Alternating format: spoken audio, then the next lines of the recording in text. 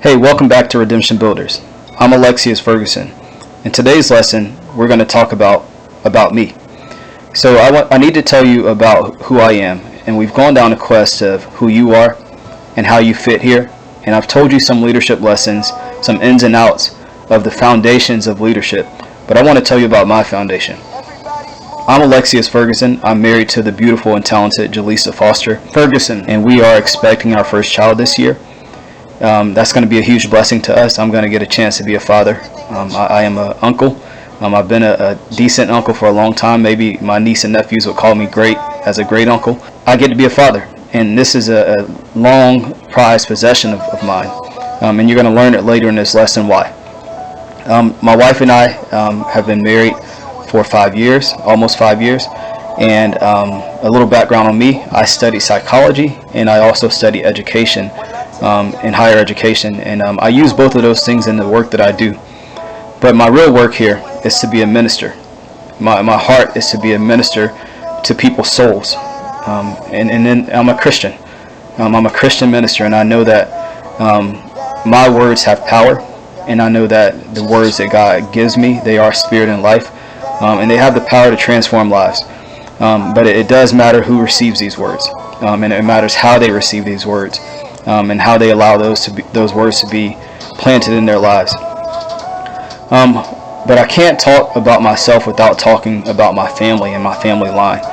I come from a long list of influencers, musicians, preachers, and leaders in general.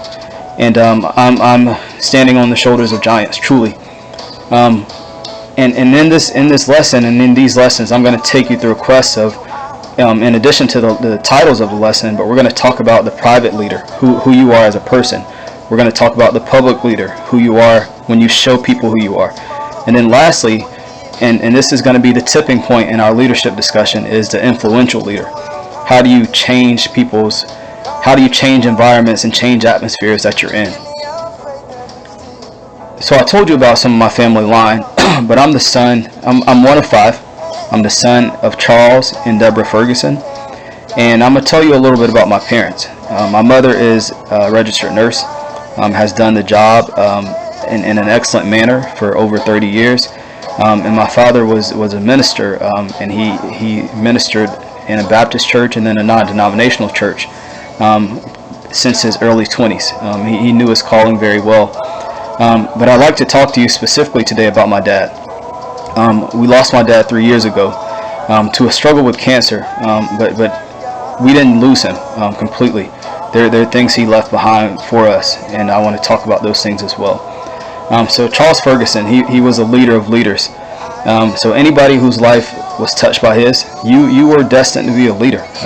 There were things that he planted in your life that need to flourish, and they need to blossom and become something great. So don't sit on those things, whatever it might be. It might be a small lesson that he taught you. It might be a caring hug that he gave you, or it might be a meal that he fed you, being the caring person that he was. But none of those things were unintentional. He meant to do it. It was strategic, and I believe he had an understanding that his time here on earth was going to be short, just like all of ours.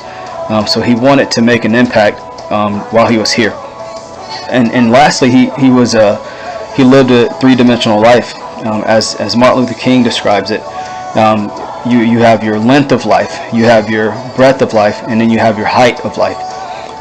And honestly, a lot of people just live their length of life. They only care about themselves. They only live for their personal goals. They only live for their personal interests. But Martin Luther King, in his three-dimensional life speech, he talks about 3 dimensions of a complete life. He talks about adding breadth and adding height to your life. So if you just have length, that means you're just living for yourself. You're just living for your personal goals, whatever things you can accomplish, how people can help you. But if you're adding breadth to your life, you're starting to consider others.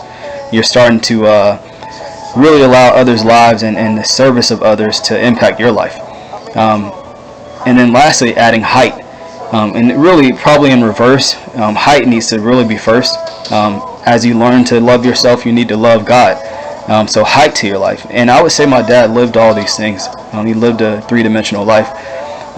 And there's been a significant amount of patriarchs in my community that have been lost. And one of the as I have done my investigation and some research and meditation in preparing this lesson, one of the big things that I learned is that leaders, great leaders, they lead you and then they do leave you. And this isn't always in the form of death. Sometimes they leave you to go allow you to flourish, to allow you to build on the things that they've put into you. But they lead you and then they leave you, but they don't ever leave you empty-handed. They give you all these different tools that you have that were left behind, and you really are living on in their legacy. They've left their legacy behind for you to benefit from. So don't think when leaders are lost in our community that we're without hope. We're with hope. And you do have to understand that a lot of these leaders that we are losing or that we will lose, they live this three-dimensional life. Their life had a level of completeness to it. As hard as it is to say, this is my father who, I look like, who I'm standing on his shoulders. He's projected me into this earth. He and my mother, but specifically I'm talking about my father. He projected me into this earth, and I do understand that his life had a level of completeness. I wish I could have had him here forever. But one gentleman that I was talking to, I said I would much rather have my dad than the things that he taught me. And the gentleman responded and said, well, at least you have the things that he taught you. And it hit me. I was like, man, that's it right there. That's the sustainable development that he put into me. Those are the qualities that sometimes people don't have. And he put these things into me intentionally. He put them into all of us, in my family, and the people whose lives he touched. So those things I know are going to flourish and bear fruit in this earth realm. And one last thing, as I was doing my investigation in my time of meditation for this lesson, I just started looking up things on my dad, and it's not the easiest thing to do. Looking up some of the words that he said to me, some of the lessons that he wrote. But I came across a lesson, and this specific lesson was titled Unfinished Business. And to me, that's his word is speaking to me, because through my life, through my brother's lives, through my sister's life, through my cousin's lives, and through my son's life, there is unfinished business. My dad's life had a level of completeness to it, but I know there's unfinished business. There's more kingdom building to do. There's more souls to be saved. There's more preaching to be done. There's more people that we need to pull out of their misery. So I'm going to carry on in that tradition. I'm going to keep preaching the word of God. I'm going to keep submitting myself to him. If you knew my dad, you have an understanding of the greatness and the level of excellence that he lived with. And when you have somebody like that around, it's heavily missed, and nothing can replace it, and it alters everybody's lives that was in his life, and it alters a community, and I would even venture to say that it alters an entire nation. A specific leader, influential leader, not just that public and private leader, but that influential leader has been lost. But the influence is the big part there. They've given their influence, they've laid their influence as their legacy that we are supposed to pick up and run with. So fight hard, guys. Don't. This is a hard lesson for me to talk about, but it's not lost. The lesson's not lost on me. We hope that the lesson, that this is a source of comfort and a source of strength for anybody who suffered loss in their life. Their life wasn't pointless. Even if they didn't live a complete life, they gave you something in their life. Take those things and run with them. Take those things and investigate who you are and what you're supposed to be doing here in this earth. Marvel at the good times. You can reflect on those bad times, but look at the good times. Look at the things that you enjoyed doing together. The selfless times that they spent, football games, basketball games, all the times that they did things for you, and the things that they did with intention and to be strategic and to just pour into your life. Enjoy those things. Reflect on those times. And that's who I am as a leader.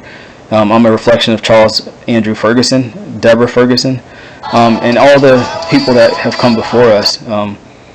I'm from St. Augustine. And like I said, I've played sports. I've done some good things in life. I've had some missteps, but that's who I am. I've worked on the private leader. I've become a public leader, and I'm moving in this step to become an influential leader. And that's what I want for you guys. I want you guys to become influential leaders as well. Please repeat our Redemption Builders mantra after me. I respect myself.